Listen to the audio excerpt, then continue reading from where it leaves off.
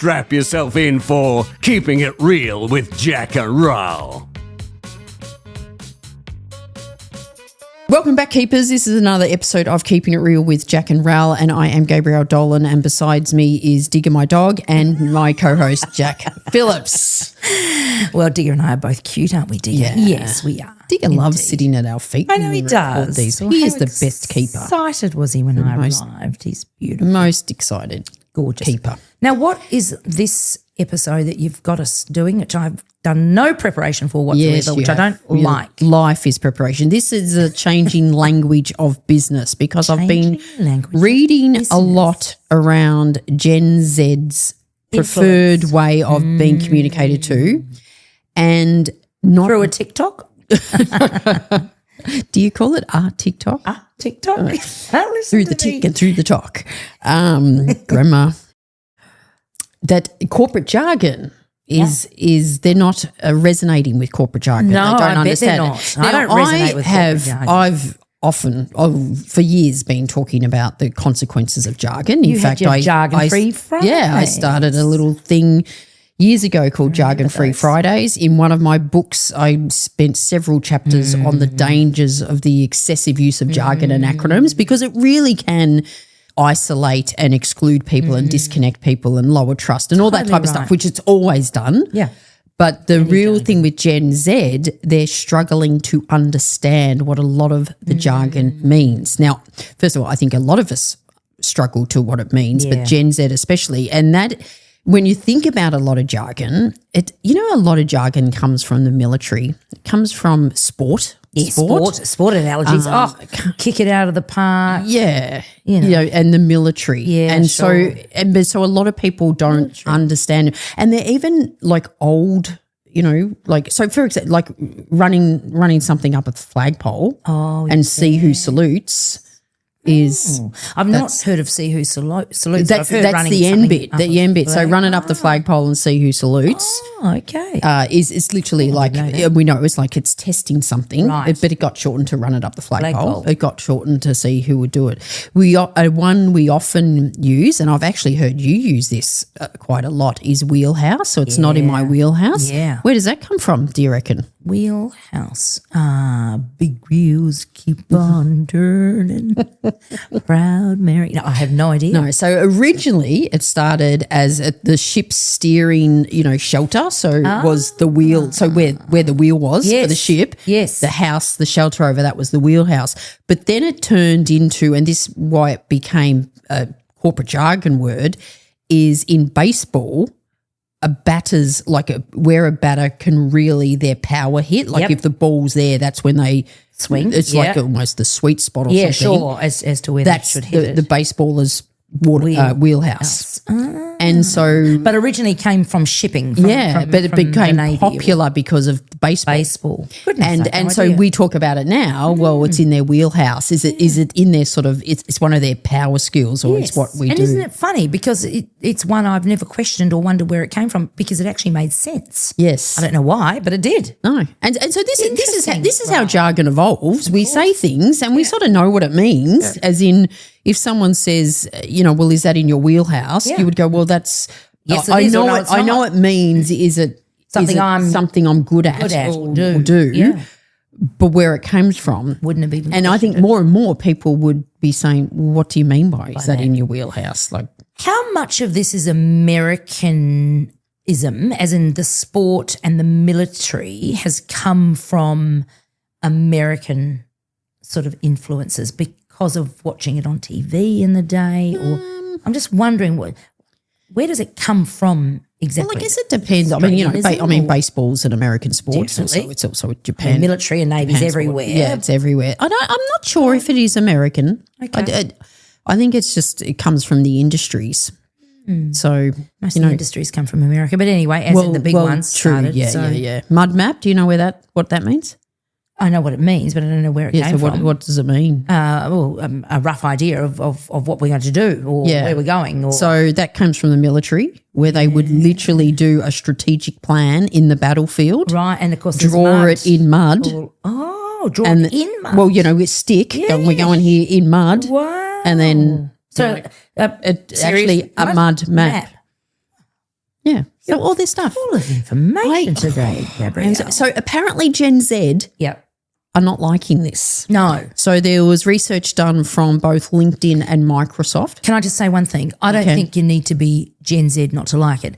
For years, and I've joined large organisations like IBM's a good example, the banks where they have their own acronyms and it is so exclusionary. So that jargon itself was awful, and I wasn't a Gen Z. I would have been in my 30s and 40s. Yeah, so that's what I mean. It's always been like isolating. But it's not just Gen Z that doesn't like it, is my point. Oh, yes, very true, very true. But so research done by LinkedIn and Microsoft is showing that Gen Zers prefer very clear, concise, literal communication and concise. And when you think, and they're saying because the reason behind that is, first of all, they're entering the workforce where it's remote work. Sure. A lot flatter structures. Yeah. Can just stop there. So remote work, you're not able to actually read the cues or the body, or it's either written or it's video, and it might be very hard to actually figure it out. Yeah, might get lost. That's interesting. And they just like more informal comms. Conversation. When you think of how they've been communicating all their life over social platforms and text, it's like really short sentences. So really just clear and plain language is what they're preferring. And like, I agree. I think we all prefer that. Do you know what UNC is? Just speaking of Gen Z and shortening things. No. So your beautiful daughter Jess was just chatting to me before, and we were just talking about a few Gen Z words, and she said UNC. And I thought, oh, that's got to be uncle. And then I thought, no, don't be silly. It's something I don't know. You wouldn't just call it's short for uncle. Right. So that's how short we're shortening things. Yes. So how do you shorten and also with Gen Z, they lose or win. They've just it's L or W.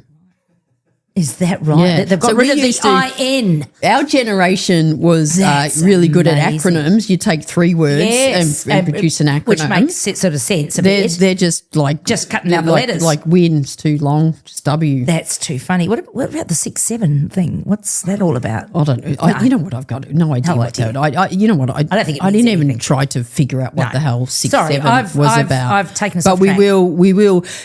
But you raise a good point. It's like, so I'm sitting here saying Gen Z doesn't like corporate language, but Gen Z have got their own language as well, which we don't understand. And I've said this, if you just got to look at your kids' text messages and you sit there and you don't, and they've got a lot of acronyms as well. True. Because of the texting, you don't understand what they mean. And so you feel like you're isolated. And this happens in organisations. Absolutely. Anyone would have experienced this. You get a new job, you go in, everyone's saying these things. It's so exclusionary. And you're sitting there the whole time going, I don't know what that means. I don't know what that means. I don't know. And you don't question it because you look around going, everyone else knows what it means. Most people aren't. Half the people don't know what it means. No. And then what happens is you start using that language to fit in. Yes, even though you might not know what it means or even like it. People use it to fit in.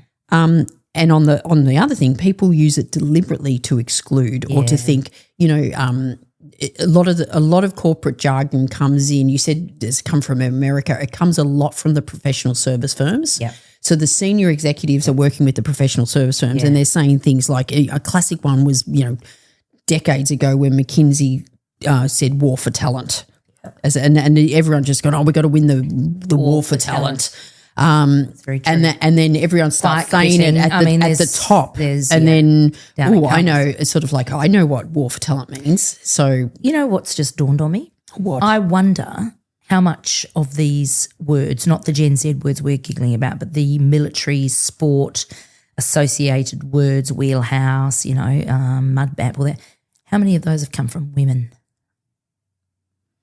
That's a good question. And if you think about it's in the military and sport, and we're talking back in the day, right? Mm-hmm. Those words have been around a long, long time. Yeah, I think these are male, so this is probably a gendered conversation as much as it is a conversation around never thought about that before. No, that's why I'm here to lift the IQ of keeping it real, Gabrielle. You're welcome. But the sporty, I often, when I run my storytelling workshops, and so it's around clear communication, real communication. Yes. That the real danger is when we're using unnecessary jargon. Correct. And especially unnecessary acronyms. Correct. I did some research just recently because I ran an executive presence and presenting with confidence workshop for a large organisation just recently, internationally. And one of the things I wanted to understand was our comprehension timeframes as human beings, which has sped up. But they break it down into 3 things. I've forgotten what they are. There's linguistic, simplistic, and something else, programmatic or something. And so when I say something to you, I know what I'm saying to you, but you've never heard it before, right? Mm-hmm. So it takes you some time to comprehend it. Yep. So this idea that we keep talking and talking or use longer words and spend, lots of time communicating so it's not concise, that it's not, with brevity and that it's not clear, means that people take longer and longer to understand what we're saying. So no wonder we lose people and we confuse people. Mm. So remember that. If you're somebody who talks fast or says a lot when you could say it more simply, there's a good chance that you're losing people because it's taking them time to comprehend what you're saying. Yeah. And you need to understand that if you're the one doing the communicating, it's your responsibility to help them understand the message. Totally. And if they don't understand it, communication has not taken place. Totally. So I always refer, that as well. I always refer to the quote by George Bernard Shaw, who says the single biggest problem with communication is the illusion it's taken place. Exactly right. And so when we're using unnecessary jargon and acronyms and even just unnecessary words and fluffing about and going on, it's making it harder for the person to understand. Diluting your key message and it's very, very disrespectful. I often talk about acronyms. Yeah. We think using an acronym is efficient, but the person has to do the interpretation. Well, that's exactly right. Well, first of all, know it in order to interpret it. What if they don't know it? Yes. And they can't interpret it. What if they know it, but their interpretation is different to yours? That's so exactly right. I think I've shared this story before where someone asked me to, could I give them some advice of working with SMEs? And I went, yeah, sure, no worries. And after we were sitting down having a coffee, started talking about SMEs, and I was starting to get really frustrated with the conversation because I felt like either she's not listening to me or maybe I'm not explaining myself properly. And I had this thought, because it feels like we're sort of, we're not aligned. We're talking about something very different. Things. And then I went, oh my God. And I said, hang on, can I just confirm, when you asked me advice on SMEs, you were talking subject matter experts, weren't you? You weren't talking small to medium enterprises. And she said, no, I was talking small to medium enterprises. Yes. And I went, yes. Okay, well, I can't. That's not in my wheelhouse. That's not in my wheelhouse. She said, "You're what?" So you're running the real risk. So for every acronym there is, if you just Google, just do a random acronym, TLC, right? If you Google that, there will be tens, if different not hundreds, variations of different variations of that. Exactly right. So they say communication is not about what you say as the speaker. It's actually about what people hear. Yes. So coming back to what you just said there, you're exactly right. Yeah. So don't assume. Yeah. Yeah. In fact, just say the word itself or the words in this case. Yeah. I would like to talk to you about your expertise around small to medium enterprise. That way there's no confusion. Yeah. Interesting. And so again, if we're talking about the language, if you are using acronyms or words or jargon that people have to go, well, what does that mean? Then it's lazy communication. It's not effective communication. We go back to the AI trap we were talking about, efficiency over effective. When it comes to communication, you've got to be aiming for effective, not efficient. And using an acronym may seem efficient to you, but if they've got to do the hard work to interpret it, and then you've got to hope they interpret it to be what you want to be talking about. I think it was Obama who actually put in place a law back in the day around plain English and simple language because government agencies in America were writing things that people just could not be clear about. Yeah. It was so convoluted and so confusing. So they actually put in place some sort of law, and that was part of my research when I was doing some work around executive presence, which is all about how you communicate. Is it with gravitas? It will be if it is clearly thought through. Yep. It is short, sharp, and very, very to the point with words that everyone understands. Yes. Now, the trouble with that is what, Ral? Why don't people do that more often?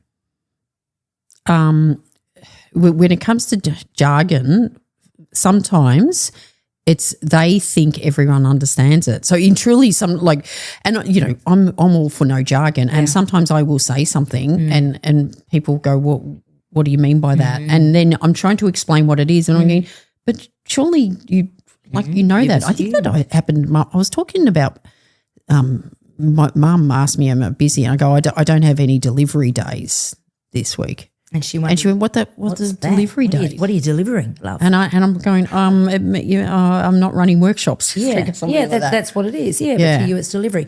My question was a rhetorical one. Why don't more people speak clearly without jargon, very concisely? Is because it actually requires more work. Yeah, okay. Yeah. So they say to speak or write succinctly and with brevity requires you to do a lot more thinking. You've actually got to think through what you're going to say. Yeah. Well, isn't there the famous quote, sorry for writing such a long letter. I didn't have time to write a short one. I think that was Oscar Wilde or something someone else who said that. Because, to write something really concise. Well, you've got to think it through. You've got to think it through. You've got to think about it. But back to jargon. The other thing too with jargon, and again, this is not just Gen Z, it's one of the consequences of using jargon. It can actually lower trust. Yeah. So with people, and research has shown this, people using a lot of jargon, people think they're hiding something. And we saw this back in the day with our companies when you would, you never fired people, you did restructuring. Or restructuring. And then restructuring got org design. Restructure got a bad cop because then it was sort of like everyone knew jobs would, and then it changed to resizing. Resizing. We're resizing. And it was instead of saying actually we just hired too many people and didn't actually think about the consequences. Yeah. So one of my favourite books is Weasel Words by Don Watson, an Australian, and Great book. He talks about hospitals talk about negative patient outcomes as instead of they died. Yes. it was a negative patient outcome. So I think there's real consequences for using jargon. It can lead to miscommunication. It can absolutely lead to isolation and exclusion as people are not understanding. Yep. And especially some of the old jargon. And quite frankly, if you're a leader and you want people to follow, you want to influence. Yeah. If you're excluding them, you're not off to a good start. No, exactly. Once I was running a workshop and I was talking about something like prime the pump. And like someone, we will use like prime the pump. It's normally they use it in finance, as in we'll heard of such a thing. We'll put money in to get things going. But the analogy with prime the pump comes from 100 years ago, where you got to sort of pump to get prime the pump. But if you don't know that, and it's just stupid, prime the pump. I know, but what I'm saying is, I remember somebody saying to me once, that's the tail wagging the dog. Yeah. And so straight away, I see a Scottish Terrier. It's black. It's got a pink collar on, and its tail's wagging. I'm still not clear on what the tail wagging the dog. You really see that, meant. Figured it out eventually. But anyway, someone said, and this is across cultures as well, countries. Someone said the other day, I heard as the crow flies. Oh yeah. Now, as the crow flies is really no. From distance to distance, that's it's right. like as far as the crow flies is the actual term. Yeah. Oh right. So okay. How far before I get to Timbuktu as far as the crow flies? 20. I thought it was it's 50 kilometres as the crow, so it's a direct. Okay, so we don't work either way. Anyway, it's the same thing. She was saying, I don't know what that means. No. And then half the people are going, how could you not know what that means? And then there was quite a few other people that said, I don't know what that means either. So you just got to be mindful. And that, how can you not know what that means straight away? How does that make somebody feel? Oh, what? So I'm the dumb ass here. Yeah. I mean, it's not even plain English. It doesn't make any sense. Yes. So there's a distance. You do have to be careful. Plain language. So it can use plain language. If you, it's helping everyone understand it. And we know words come up and the language changes. It's part of culture. And Gen Z, like we said, they've got their whole other language. In fact, we spoke about funky, my daughter chopped. Jess. Hang on. My daughter Jess, as she was walking out just before we recorded this, I said, Jess, give us some Gen Z words, and things like, and we said, things like sick. And so when they used to say sick, it was like, is that good or bad? And Jess has said to me before, I think I was trying on glasses, and she said, oh, they're funky. Yeah. And I go, is that good or bad? Because to me, funky's good. Good, that's right. And she went, no. Not good. Well, so you knew to ask, because I would have gone, oh, thank you, darling. I think because she went, oh, they're a bit funky. So that made you think. It was in the delivery. So funky can be in the delivery good or bad. Storytelling workshop. The other day, Alex said something about. I think we think I got a bowl of wine, and she went, "Oh, it's chopped." And I go, "Okay, what is wine chopped? And chopped? Is what chopped? So the chopped, it's bad. Like that's bad." Chopped is bad. So we asked Jess for a few more, and she said, "Yeah, Unc is short for uncle." Slay, she says slay. Like so, that's a cool word. She texts me like she says that all the time in her text. Now so that means cool. It's good. It's good. And so I'll ask her for some shit, and she'll go, "Yep, slay."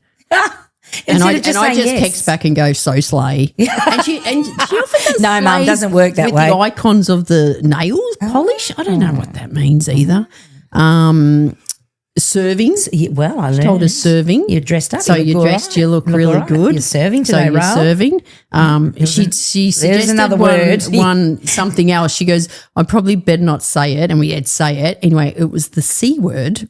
C that we're not in tea. See you next Tuesday word. That's it. And apparently you put that with serving. So it could be you are serving C-U-N-T. If you look really good.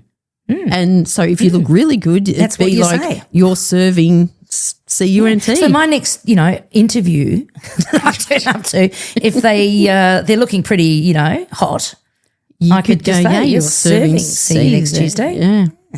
And no cap is no lie. Like we go off like, you know what that's replaced? Fair income. It'd be like no cap, no lie. No lie. You're serving C, no lie, no cap. Oh, would you stop? That's a whole nother, that's a dictionary. What's sip tea? Like sip tea is listen to gossip. So serve the tea is give me the gossip. Okay. Gossip. So when people go, okay, serve the tea. I've heard spill the tea. Oh, spill the tea is like spill the tea. And so sipping tea is like listening to it. Okay, I'll sip tea while you spill the tea. Yeah, well, I was going to say you sip tea while I serve. C. Serve C. Oh my God. Okay, we've gone down a slippery slope. So, we don't swear too much. So the changing language of business. That's the topic that we're talking about. Has it changed? I mean, it's only changed if we allow all of these acronyms and all of these very cultural, generational words to come in. But if you're a leader, then I think your job is to, because you cast a long shadow, is to actually be very clear, be very inclusionary, be very brief, to the point, and remember that for people to comprehend what you're saying, it takes a few seconds. And so the less you need to say, the better, which means you need to do more thinking. Yes. Is that what we're really saying about all of this? We're just saying it's being aware of the language will always change. It's being aware of how people want to be communicated to. And I think everyone wants to be communicated in a way that's clear.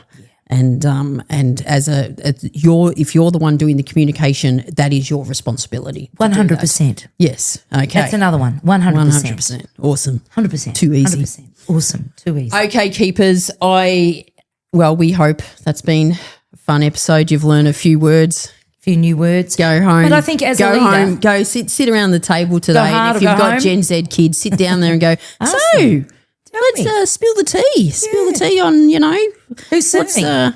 Or maybe your partner dishes up dinner and you go, God, this is chopped. Not sick. Or you could say funky. This is chopped and a bit funky. Or if they're looking particularly good.